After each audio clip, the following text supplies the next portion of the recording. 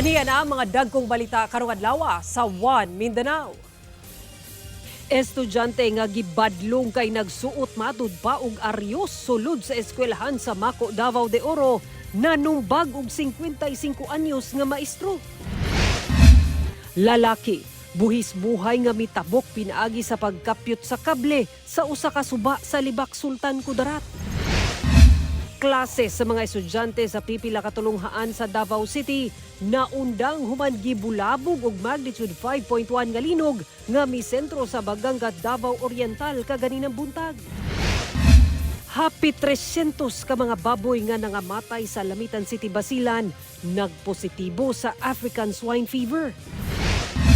Og 7 ka barangay magtigi sa Higalaay Festival 2026 Street Dancing Competition.